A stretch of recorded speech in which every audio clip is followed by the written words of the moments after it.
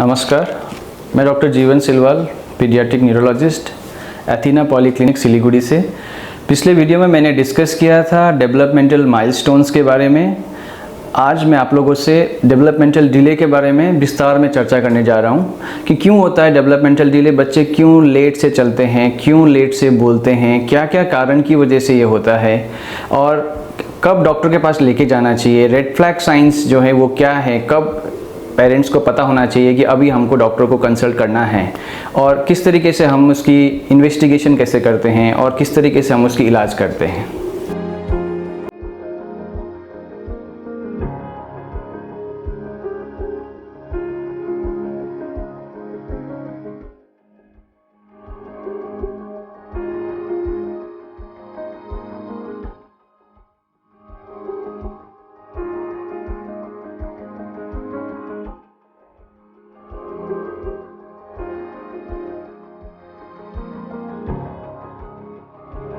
तो किस बच्चों को डेवलपमेंटल डिले होता है, ये रिस्क ग्रुप कौन से वाले हैं, कौन से बच्चे हैं जिनको आगे जाके उनके मानसिक और उनके जो फिजिकल डेवलपमेंट है उसमें देरी हो जाती है, डेवलपमेंटल डिले हो जाती है। तो अगर आपके बच्चे जन्म के समय में अगर क्राई नहीं किए या फिर रोए ही नहीं है पैदा होने के बाद, या फिर पैदा होने के कुछ समय बाद ही, कुछ ही दिनों में, स्पेशली फर्स्ट वीक में बच्चे ने दूध कम पिया या फिर कोई इन्फेक्शन हो गया बच्चे को आईसीयू में जिसकी वजह से शुगर डाउन हो गया, यानी कि हाइपोग्लाइसीमिया हो गया। कभी कभी हाइपोग्लाइसीमिया अगर बहुत सीवियर है, बहुत कम शुगर है, तो बच्चों को खिंचनी या चमकी या सीजर्स बोलते हैं। तो अगर बच्चे को सीजर आ गया आईसीयू में, या फिर बच्चे को सीवियर इन्फेक्शन हो गया जिसको नियोनेटल सेप्सिस कहते हैं, इन्फेक्शन हो गई और कभी कभी इन्फेक्शन ब्रेन में चली जाती है जिसको कहते हैं मेनिंजाइटिस, या फिर बच्चों को मेनिंजाइटिस हो गई। ये मैं बात कर रहा हूँ एनआईसीयू के टाइम में, जन्म के समय में,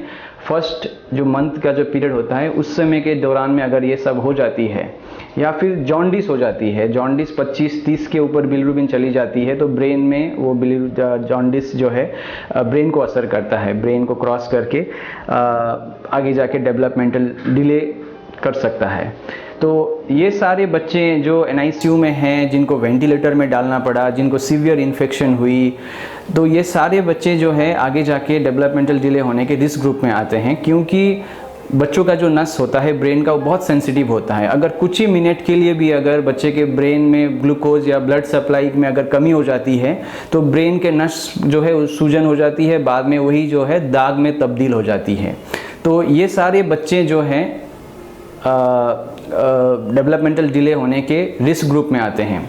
और एक ग्रुप होता है प्रीमैच्योर बेबी, जो बहुत वजन में 2 किलो से कम के रहते हैं या फिर टाइम से बहुत पहले पैदा होते हैं, 7 महीने में डिलीवरी हो जाती है, 8 महीने में डिलीवरी हो जाती है। तो ये बच्चे भी उनके ब्रेन जो है आगे जाके डैमेज होने के रिस्क में आती है। तो ये सारे बच्चों को हम लोगों को हाई रिस्क ग्रुप में रखते हैं और हम उनको क्लिनिक में हर 3 से 4 महीना में फॉलोअप में बुला के देखते हैं। अब क्या क्या कारण है जिसकी वजह से बच्चे को डेवलपमेंटल डिले होती है। तो सबसे ज़्यादा कॉमनेस्ट जो हम लोग क्लिनिक में देखते हैं वो है सेरेब्रल पॉल्सी। सेरेब्रल पॉल्सी का मतलब है कि बच्चे के अगर ब्रेन में, स्पेशली शुरुआत के जन्म के समय में और कभी कभी पेट के अंदर से भी अगर कोई ऐसा डैमेज हो गया, जैसे मैंने सारे जो रिस्क ग्रुप वाले जो बच्चे बोले थे वो सारे बच्चे सेरेब्रल पॉल्सी होने के रिस्क ग्रुप में आते हैं। तो सेरेब्रल पॉल्सी की वजह से डेवलपमेंटल डिले हो सकता है। दूसरा है कि अगर माँ को स्पेशली प्रेगनेंसी के फर्स्ट 3-4 महीने में अगर कोई इन्फेक्शन हो गई, बुखार और रैशेस हो गए, तो उसकी वजह से भी कोई वायरस इन्फेक्शन बच्चे के ब्रेन में असर कर सकता है, जैसे कि रूबेला इन्फेक्शन होता है, एक सीएमबी इन्फेक्शन होते हैं, टॉक्सोप्लाज्मा एक इनका होता है। तो कई सारे जिसको हम इंट्रा यूटेराइन इन्फेक्शन कहते हैं। तो ये सारे इन्फेक्शन की वजह से भी डेवलपमेंटल डिले हो सकता है। तीसरा कारण हो सकता है कि बच्चे का ब्रेन जो है दिखने में ही कुछ अलग प्रकार का हो, जिसको हम कहते हैं कॉर्टिकल मैलफॉर्मेशन, या फिर ब्रेन अलग ही प्रकार का दिखता है। तो इन बच्चों को भी शुरुआत से ही डेवलपमेंट में देरी होने की चांसेस रहते हैं। इसको छोड़ के बाकी क्रोमोजोम्स के प्रॉब्लम या फिर कोई जीन से रिलेटेड प्रॉब्लम की वजह से भी डेवलपमेंटल डिले होता है, जैसे कि डाउन सिंड्रोम जो सबसे कॉमन कारण है, जो हमारे क्रोमोसोम्स 23 पेयर्स ऑफ क्रोमोसोम्स जो होते हैं उसमें जो 21 नंबर की क्रोमोसोम अगर 2 की जगह 3 हो गया है, जिसको ट्राइसोमी 21 कहते हैं, तो ये बहुत कॉमन सिंड्रोम है डाउन सिंड्रोम। इस प्रकार से अगर क्रोमोसोम के नंबर बाई चांस माँ के पेट में जब बच्चा बन रहा है उस समय क्रोमोसोम का नंबर कम या ज़्यादा हो गया बाई चांस, तो कई सारे ऐसे सिंड्रोम्स हैं। प्लस जो क्रोमोसोम्स कभी कभी जब बच्चा माँ के पेट में बन रहा होता है तो कुछ क्रोमोसोम के पार्ट टूट सकता है, या कभी कभी उसके लेंथ जो है लंबी जितना होना चाहिए उससे ज़्यादा हो सकता है, तो जिसको हम माइक्रो डिलीशन या माइक्रो डुप्लीकेशन सिंड्रोम्स कहते हैं। तो ये क्रोमोसोम्स और जीन से जुड़ी हुई कई सारी प्रॉब्लम हो सकती हैं। कई सारे बच्चों का फेशियल फीचर जो है, उनके आँख, कान, उनका हाथ, पैर थोड़े से डिफरेंट तरीके का दिख सकता है, तो वो डॉक्टर देख के आपको समझा सकते हैं कि ये किस तरीके का सिंड्रोम है, तो इनको हम जेनेटिक टेस्ट भी करवाते हैं। तो ये सारे जो कारण है ये ब्रेन से जुड़ी हुई कारण हो गई, और रेयर कई जेनेटिक और मेटाबॉलिक कारण भी होते हैं। और दूसरा ग्रुप का है जिसमें बच्चे बोलते हैं, चीज़ों को समझते हैं लेकिन चल नहीं पाते हैं, तो ये होती है मसल या नर्व से जुड़ी हुई प्रॉब्लम, या फिर जिसको हम कहते हैं हेरिडिटरी मस्कुलर और हेरिडिटरी न्यूरोपैथी जो कहते हैं। तो मसल और नर्व से जुड़ी हुई भी कई ऐसी बीमारी हैं, जैसे कि SMA है, स्पाइनल मस्कुलर एट्रोफी है, जो एक नर्व्स जो अच्छे से बच्चों की बनती नहीं है, या फिर मस्कुलर डिस्ट्रोफी हम कहते हैं कि कई बच्चों की मसल अच्छे से बनती नहीं है और किसी किसी के बनने के बाद भी बहुत ज़्यादा टूट जाती है, तो ये जिसकी वजह से भी बच्चे चल नहीं पाते हैं। तो ये भी एक कारण है बच्चों को डेवलपमेंटल डिले होने की। कब डॉक्टर को कंसल्ट करना चाहिए, कब तक वेट करना चाहिए घर में, और कब डॉक्टर के पास जाके सलाह लेनी चाहिए, जिसको हम रेड फ्लैग साइंस कहते हैं। जो डेवलपमेंटल माइलस्टोन्स होती हैं उसकी एक रेंज होता है, कुछ बच्चे थोड़ा जल्दी करते हैं, कुछ बच्चे थोड़ा लेट करते हैं, लेकिन वो अगर वो रेंज के अंदर कर रहे हैं तो उसमें चिंता की बात नहीं रहती है। लेकिन एक पर्टिकुलर जो माइलस्टोन्स के एक मंथ जो अगर मैं भी बच्चा वो नहीं कर रहा है तब डेफिनेटली डॉक्टर के पास जाना चाहिए। जैसे कि अगर 4-5 महीने का हो गया बच्चा, फिर भी बच्चे का आई कॉन्टैक्ट नहीं है, वो आपके आंखों में देख के मुस्कुराता नहीं है, आई कॉन्टैक्ट नहीं आया है, तो ये भी एक बहुत अर्ली रेड फ्लैग साइंस है। 9-10 महीने का हो गया, फिर भी पकड़ के भी बिठाने पे भी नहीं बैठ रहा है, सिटिंग विथ सपोर्ट भी नहीं आया है 9-10 महीने में, और 12 से 14 महीने का हो गया, फिर भी बच्चा खड़ा नहीं हो पा रहा है, या फिर 1.5 साल तक भी बच्चा जस्ट खड़ा हो पा रहा है या बिना सपोर्ट के भी नहीं चल रहा है, 1.5 साल तक बिना सपोर्ट के भी नहीं चल रहा है, तो फिर डेफिनेटली डॉक्टर की सलाह लेनी चाहिए। इसको छोड़ के कई बच्चे होते हैं जो केवल एक ही हाथ ज़्यादा प्रेफर करते हैं शुरुआत से ही। अगर कुछ बच्चों की जन्म से ही एक साइड नहीं चलती हैं तो एक हाथ को ज़्यादा प्रेफर करते हैं, यानी अर्ली वन हैंड प्रेफरेंस है, तो भी वो भी एक अर्ली सेरेब्रल पॉल्सी की साइन हो सकती है। बच्चे की मुट्ठी जो है 2 महीने के बाद बच्चों की खुल जाती हैं। अगर आपका बच्चा 5-6 महीने का हो गया लेकिन मुट्ठी अभी भी अच्छे से खुल नहीं रहा है, तो ये भी बहुत अर्ली साइंस हो सकता है। बच्चा बहुत एक्सेसिवली रोता है, बहुत ज़्यादा क्राई करते रहता है, कंसोल करना बहुत मुश्किल हो जाती है, ये भी बहुत अर्ली सेरेब्रल पॉल्सी की फीचर्स हो सकती हैं। इसको छोड़ के अगर बच्चा बहुत टाइट है, उसका हाथ पैर बहुत स्टिफ है, टाइट है, या फिर बहुत ज़्यादा लूज़ है, तो दोनों ही चीज़ एक रेड फ्लैग साइंस में आ सकती है। इसको छोड़ के बच्चा जो है आपके सराउंडिंग्स में कोई इंटरेस्ट नहीं देता है। अगर कोई बच्चे के आसपास खिलौना ले जाते हैं तभी भी बच्चा उसकी तरफ बिल्कुल देखता नहीं है, साउंड पे रिस्पॉन्ड नहीं करता है, घर में दरवाज़ा खुल जाती है या फिर सामान गिरता है तो भी बच्चे को कोई फ़र्क नहीं पड़ता है, आवाज़ से चौंकते नहीं हैं, तो ये भी हो सकता है उनके हियरिंग में प्रॉब्लम हो, तो ये भी बहुत अर्ली रेड फ्लैग साइन हो सकता है। इसको छोड़ के बच्चे जो अगर 1 साल के होने के बाद भी एक वर्ड्स भी नहीं बोल रहे हैं, 1.5 साल में मम्मा पापा भी नहीं बोल रहे हैं, 2 साल में बस कुछ ही वर्ड्स बोल रहा है बच्चा, तो ये सारे स्पीच डिले के कारण हो सकते हैं, जब डॉक्टर के पास जाके सलाह लेनी चाहिए। और अगर 1 साल 1.5 साल के बाद भी बच्चे का जो है नाम पे बुलाने पे भी वो एकदम मुड़ के देखता नहीं है, नेम रिस्पॉन्ड टू जो नेम है वो भी अच्छे से नहीं कर रहा है, 2 साल का हो गया लेकिन चीज़ों को पॉइंट करके नहीं दिखा सकता है, पॉइंटिंग अभी तक स्टार्ट नहीं हुआ है, अपने इंटरेस्ट को वो शेयर नहीं करता है, 2 साल का हो गया लेकिन दौड़ के अपने टॉयज़ को दिखाता नहीं है बच्चा, तो जो इंटरेस्ट अगर शेयर नहीं करता है, अकेले खेलना पसंद करता है, अपने धुन में रहता है, तो ये ऑटिज़म के फीचर्स हो सकते हैं। तो ये सारे जितने भी मैंने आपको पॉइंट्स कहे, ये सारे रेड फ्लैग साइंस हैं, जब डॉक्टर के पास जाके एक बार कंसल्ट करना चाहिए कि क्या कारण से बच्चा ये सब कर रहा है। डेवलपमेंटल डिले के बच्चों को सेरेब्रल पॉल्सी होने की रिस्क हो सकती है। इन बच्चों को कई सारे एसोसिएटेड प्रॉब्लम्स होते हैं जिसको हम कोमॉर्बिडिटीज़ कहते हैं, कि कई सारे बच्चे होते हैं जिनको साथ साथ में एपिलेप्सी होती है, फिर वो बेहोश हो जाते हैं, झटका वगैरह आता है उनको।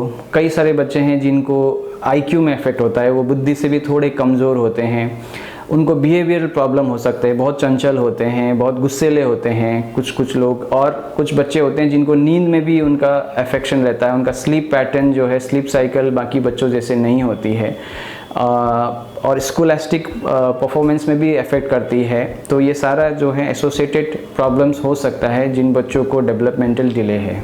किस तरीके से हम बच्चों का इन्वेस्टिगेट करते हैं जब हमारे पास बच्चे इस तरीके से आते हैं? तो हम लोग सबसे पहले उस पैटर्न को पहचानने की कोशिश करते हैं कि डेवलपमेंट का कारण क्या है। तो उस हिसाब से सबको सारे टेस्ट नहीं कहते हैं, तो ज़्यादातर बच्चों को हम ब्रेन का MRI कराने के लिए कहते हैं। CT स्कैन में बहुत सारी चीज़ें दिखती नहीं हैं, तो सबसे बेस्ट है कि ब्रेन का MRI करना चाहिए। और कई बच्चों को अगर एपिलेप्सी का भी सिम्टम है तो हम लोग EEG या फिर इलेक्ट्रोएन्सेफेलोग्राम भी साथ में करवाते हैं। साथ में जैसे मैंने पहले कहा कि अगर कोई बच्चों का फेशियल फीचर थोड़ा अलग से है, उनका कोई क्रोमोजोम या जीन से रिलेटेड अगर जैसा प्रॉब्लम लगता है, तो हम लोग उनको जीन का और क्रोमोजोम का टेस्ट करने के लिए कहते हैं। इसके अलावा कई विटामिन की कमी की वजह से भी डेवलपमेंटल डिले होती है, जैसे विटामिन B12 हो गया, बायोटीन हो गया, ये सब विटामिन से अगर कमी डेफिशिएंसी हो गई, इनकी वजह से भी डेवलपमेंटल प्रॉब्लम होते हैं। तो हम लोग विटामिन B12 और बायोटीन लेवल कई बच्चों में करवाते हैं। कभी कभी थायराइड की कमी की वजह से भी बच्चों में डेवलपमेंटल डिले हो सकता है, तो वो भी हम बच्चों में टेस्ट करवाते हैं। तो बच्चों को देख के उनके सिम्टम के हिसाब से हम लोग इन्वेस्टिगेट प्लान करते हैं। तो किस तरीके से हम डेवलपमेंटल डिले की इलाज करते हैं? तो इलाज का जो पद्धति है वो उसके अंडरलाइंग कॉज के ऊपर है कि किस कारण की वजह से बच्चों में डेवलपमेंटल डिले हो रहा है।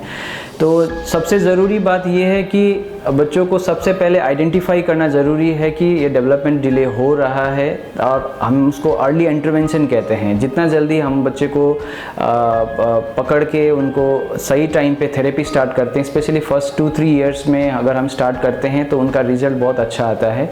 तो अगर बच्चे में कोई भी रेड फ्लैग साइंस हैं तो डॉक्टर के पास ले जाके ज़रूर एक बार दिखाइए ताकि अर्ली इंटरवेंशन स्टार्ट कर सकें।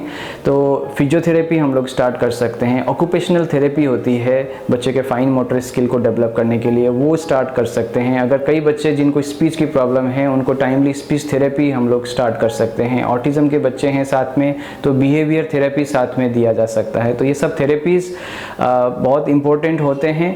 और एसोसिएटेड जो प्रॉब्लम है, जैसे हाथ पैर बहुत टाइट रहती हैं कई सारे सेरेब्रल पॉल्सी के बच्चों को, तो हम लोग उसके लिए एंटीस्पास्टिक ड्रग्स यूज़ करते हैं। अगर एपिलेप्सी है तो एपिलेप्सी की दवाइयाँ यूज़ करते हैं।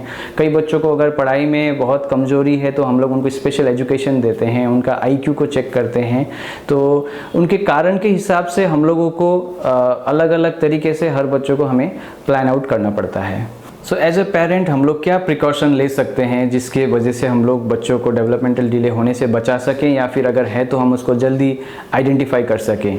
पहली बात तो है कि बच्चों को मोबाइल से बिल्कुल एक्सपोज ना करें, स्पेशली फर्स्ट 2 ईयर्स 0 आवर्स। अभी गाइडलाइंस ही आ गई है कि फर्स्ट 2 साल में बिल्कुल बच्चों को स्क्रीन में एक्सपोज नहीं करना है।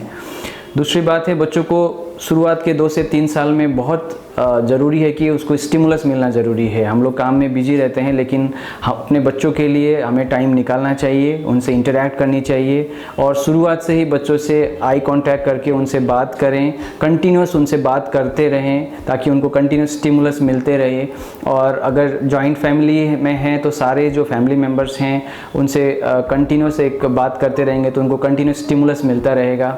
अपने उम्र से थोड़ा बड़े बच्चे जो नॉर्मल बच्चे हैं उनके साथ उनको मिक्सअप करा दे ताकि वो स्टिमुलस से भी चीज़ों को सीख सकते हैं। उनके यहाँ कलरफुल टॉयज़ वगैरह लेके आइए, ऐसे टॉयज़ लेके आइए जो आवाज़ें करती हैं, तो उससे भी उनका जो हियरिंग में भी उनको स्टिमुलस मिलता है। बच्चों को अलग अलग सरफेसेस पे छोड़ दीजिए शुरुआत से ही, ताकि वो अलग अलग सरफेसेस का जो है वो उसका अनुभव ले सके। तो और ख़ास बात है कि अगर बच्चों में जो भी मैंने आपको रेड फ्लैग साइंस कहा वो सब अगर हैं तो never hesitate to take a expert opinion, क्योंकि early intervention can really affect a long term outcome. जितना जल्दी हम बच्चों को आइडेंटिफाई करके उनको अर्ली इंटरवेंशन दे सकते हैं उतना ही उनका भविष्य और बेटर हो सकता है। उम्मीद करता हूँ कि आज की ये वीडियो आप लोगों के लिए इन्फॉर्मेटिव रहा होगा। आज के बच्चे कल के भविष्य हैं और इनकी फिजिकल और ब्रेन डेवलपमेंट का ख्याल रखना बहुत ज़रूरी है, because every child is special, let's bring out the best in them. इसके साथ मैं डॉक्टर जीवन Silwal, paediatric neurologist, एथिना poly clinic, आज के लिए विदा मांगता हूँ। Thank you.